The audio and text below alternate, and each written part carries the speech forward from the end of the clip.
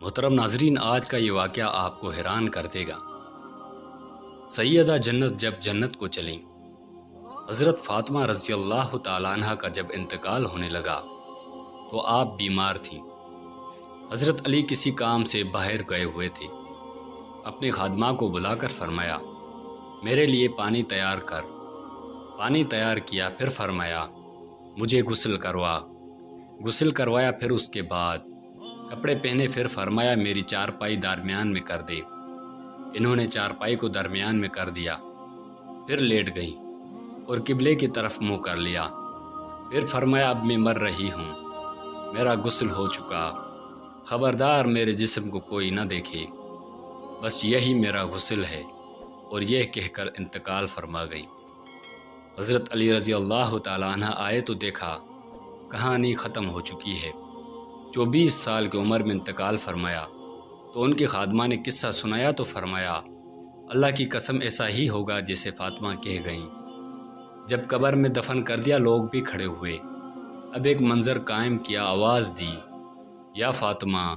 وہ 3 مرتبہ آواز دی، کوئی جواب نہ آیا۔ پھر شعر پڑے جن کا ترجمہ یہ ہے، یہ فاطمہ کو کیا ہوا، یہ تو میری ایک پکار پر تڑپ کے اٹھ جاتی۔ آج میری صدا صدائے باز گشت بن چکی ہے اور جواب نہیں آ رہا۔ یہ جواب کیوں نہیں آ رہا؟ ارے محبوب، صرف قبر میں جاتے ہی ساری محبتیں بھول گئے۔ ہاں، کوئی کب تلک ساتھ رہتا ہے، آخر ساتھ ٹوٹ ہی جاتا ہے۔ میں نے انہی ہاتھوں سے اپنے محبوب نبی کریم صلی اللہ علیہ وسلم کو دفن کیا۔ آج انہی ہاتھوں میں سے میں نے فاطمہ کو گم کر دیا، مٹی میں کھو دیا۔ مجھ پر یہ بات کھل گئی کہ یہاں کسی کی دوستی سلامت نہیں رہ سکتی، اور ایک دن مجھ پر بھی یہ رات آنے والی ہے، جس دن میرا بھی جنازہ اٹھے گا تو رونے والوں کا رونا میرے کس کام کا۔ مرد عورت ملیں تو بچہ ہوتا ہے، ساری دنیا دیکھتی ہے، سارا جہان دیکھتا ہے، لہٰذا ہر کوئی شادی کے بعد دعا کرتا ہے کہ اللہ اولاد دے۔ شادی سے پہلے بھی کسی نے دعا کی، اور یہ اللہ کی نیک بندی مریم ایک کونے میں ہوئی نہانے کو گئی تو فرشتہ انسانی شکل میں سامنے آ گیا۔ وہ تھرا گئی، اللہ سے پناہ مانگتی ہوں، کون ہے تو؟ کہا، نہیں ڈرو، نہیں مرد نہیں ہوں، فرشتہ ہوں، کیوں آئے ہو؟ اللہ تمہیں بیٹا دینا چاہتا ہے۔ وہ کہنے لگی، توبہ توبہ، مجھے بیٹا؟ میری تو شادی نہیں ہوئی، میں کوئی بازاری عورت نہیں ہوں، تو یہ کیسے ہو سکتا ہے؟ یا حرام سے آئے یا حلال سے آئے تو دونوں کس کام کے؟ اے مریم، تیرا رب کہہ رہا ہے کوئی مسئلہ ابھی ہو جائے گا۔ جبرائیل علیہ السلام نے پھونک ماری، ادھر پھونک پڑی، ادھر حمل، اس کو 9 مہینے اٹھاتی تو کس کو جواب دیتی کہ میری بے بسی ہے؟ لہٰذا دوسری قدرت سے پھونک سے حمل، اور ساتھ ہی 9 مہینے کے مرحلے 9 پل میں طے کروا کر درزرا لگا دیا، اور درزراس نے بھگایا اور ایک کھجور کے نیچے جا کے بچہ دے دیا، اور اب سر پہ ہاتھ رکھا، ہائے میں مر جاتی، ہائے میرا دنیا میں آنا بھی لوگ بھول جاتے، میں کس منہ سے اب شہر کو جاؤں؟ جبرائیل علیہ السلام پھر آئے، غم نہ کر، چشمہ چل گیا ہے، کھا پی، اطمینان رکھ اور بچے کو شہر لے جا۔ انہوں نے کہا کہ میں کیسے لے جاؤں، کیا جواب دوں؟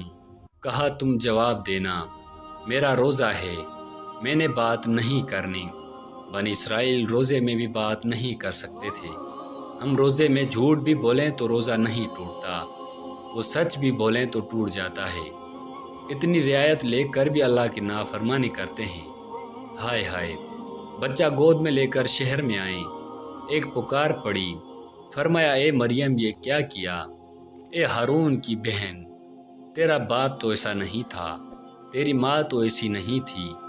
ان کی انگلی اس بچے کی طرف اٹھی، پھر یوں کہا، اس سے بات کرو، میرا روزہ ہے، وہ بھی پھٹ پڑے۔ بے وقوف بناتی ہے، بہانہ کرنے کا بھی تجھے طریقہ نہیں آتا۔ ایک تو منہ کالا کیا، ایک بہانہ ایسا بناتی ہے، بچے کیسے بات کرے؟ تو ایک ہنگامہ شروع ہو گیا۔ ابھی وہ ایسے ہی ہوں ہاں کر رہے تھے کہ ایک دم بچے کا خطاب شروع ہوا، بغیر لاؤڈ اسپیکر کے سارے ڈیفنس میں گھوم گیا، سارے بیت المقدس میں گھوم گیا۔ عیسیٰ علیہ السلام نے تقریر کی، تیسری قدرت پھونک سے حمل فوراً بچہ پیدا ہوا۔ تیسری طاقت ظاہر ہوئی کہ جو 2.5 سال کے بعد ٹوٹی پھوٹی بات کرنے والا بچہ ماں کی گود میں ایسی فصیح تقریر کر رہا ہے، میں اللہ کا بندہ، میں کتاب والا، میں نبوت والا، میں برکت والا، میں ماں کا فرما بردار، میں نہیں ہوں بد دماغ، میں نماز والا، میں زکوٰۃ والا، میں سلامتی والا، پیدائش کے دن میں سلامتی والا، موت کے دن اور میں سلامتی والا قیامت کے دن۔ یہ تقریر اس بچے سے اللہ تعالیٰ نے کروا کر ساری دنیا کے دماغوں پر ہتھوڑا مارا ہے کہ اس کائنات کا نظام اسباب سے چلتا ہے، اللہ کسی سبب کا پابند کوئی نہیں ہے، ساری کائنات کے مسائل کا حل صاف ایک اللہ کے ہاتھ میں ہے۔ اللہ کی ذات تو ایسی قدرت والی ہے جو کہ ناممکن کو ممکن بنا دے۔ اس پر ایک واقعہ بتاتا ہوں۔ فرعون کا سارا لشکر اس کوشش میں ہے کہ موسیٰ پیدا نہ ہو۔ وہ 1 سال بچے ذبح کرتا تھا، 1 سال چھوڑتا تھا، جس سال چھوڑتا تھا اس سال ہارون علیہ السلام پیدا ہوئے، وہ جس سال قتل کرتا تھا اس سال موسیٰ پیدا ہوئے۔ پھر اگر اللہ کہیں چھپا کر ان کو پالتا تو قدرت کا کیسے پتہ چلتا؟ اے موسیٰ، دودھ پلا اس کو، جب ڈر لگے تو پھر صندوق میں ڈال دینا، نہ ڈرنا نہ غم کرنا، تیری گود میں رسول بن کر واپس آئے گا۔ فرعونی لشکر حرکت میں ہے کہ نہیں زندہ رہنے دینا، اللہ کا نظام حرکت میں ہے کہ کر کے دکھانا ہے۔ موسیٰ علیہ السلام کی والدہ ترکھان کے پاس گئی کہ صندوق بنا کے دو۔ اس کو شک پڑ گیا کہ کوئی چکر ہے۔ جب فرعون کے سامنے آیا تو اللہ پاک نے زبان بند کر دی۔ وہ کہے بولے تو کیا بات ہے، وہ بولنا چاہے تو بول نہ سکے، اشاروں سے سمجھائے تو سمجھ میں نہ آیا۔ میں نے کہا پاگل لگتا ہے، نکال دو۔ جب باہر نکلا تو زبان پھر ٹھیک ہوگی۔ وہ پھر واپس آیا کہ بھائی مجھے ضروری بات فرعون کو بتانی ہے۔ فرعون نے اندر آنے کی اجازت دی۔ فرعون بنی اسرائیل کے علاوہ اپنی قوم میں رحم دل بھی تھا اور عادل بھی تھا، اس لیے اس کو اتنی مہلت مل گئی۔ ایک دن موسیٰ علیہ السلام نے پوچھا، یا اللہ، فرعون تو خدائی کا دعویٰ کرتا تھا تو آپ نے اس کو اتنی مہلت کیوں دی؟ تو اللہ تعالیٰ نے فرمایا وہ اپنی رعایا میں رحم دل بھی تھا، اس لیے میں نے اس کو اتنی مہلت دی۔ وہ پھر اندر گیا، کہا کیا بات ہے؟ پھر زبان بند ہو گئی۔ اب وہ سمجھانا چاہے تو سمجھا نہ سکے، انہوں نے پھر نکال دیا۔ جب باہر نکلا تو زبان ٹھیک ہو گئی، پھر وہ اندر بھاگا۔ جب تیسری مرتبہ اس کی زبان بند ہوئی تو فرعون نے کہا اب اگر آئے تو اس کی گردن اڑا دینا۔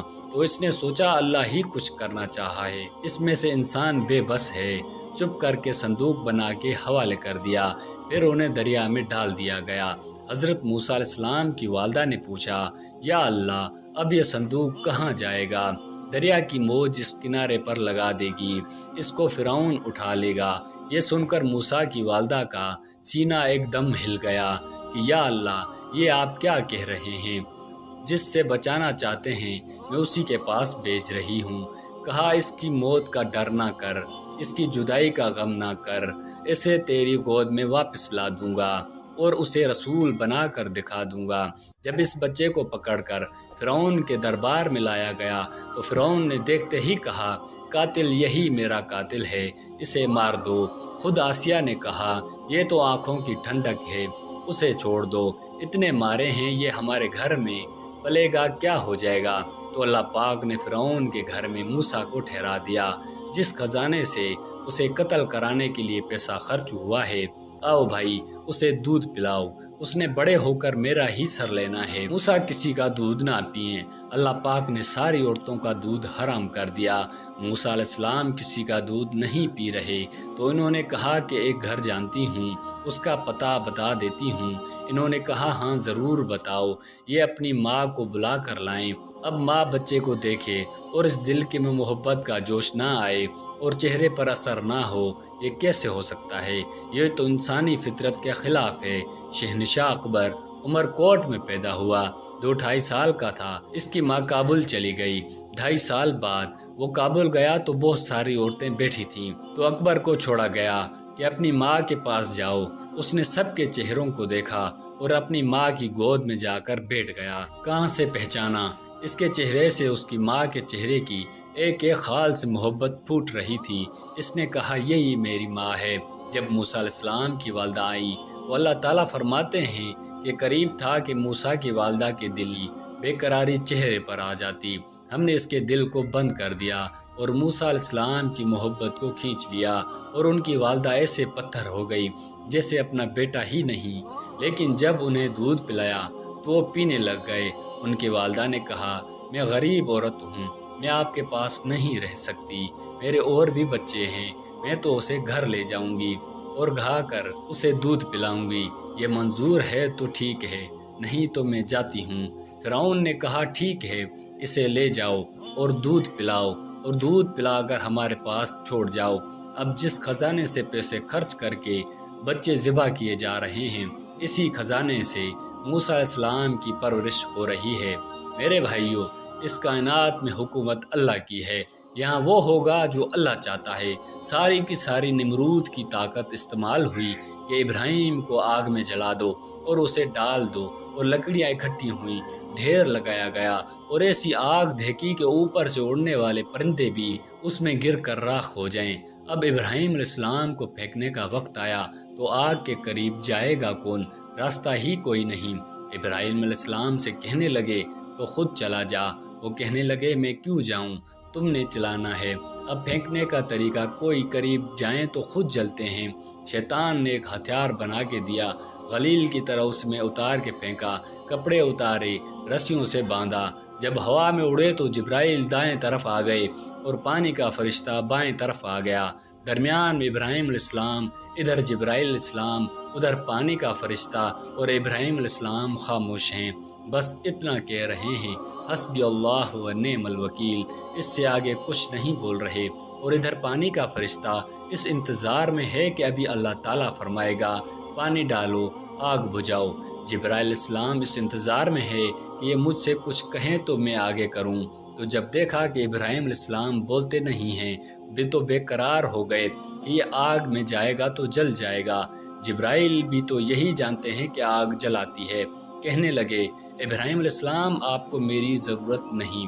تو فرمایا، ضرورت ہے مجھے، تیری کوئی ضرورت نہیں، بے شک اللہ کا ضرور محتاج ہوں۔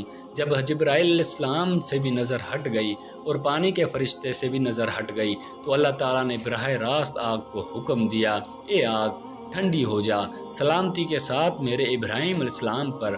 تو اللہ جل جلالہ نے ایسا ٹھنڈا فرمایا اور اس کے شعلوں کی گود بنا دیا۔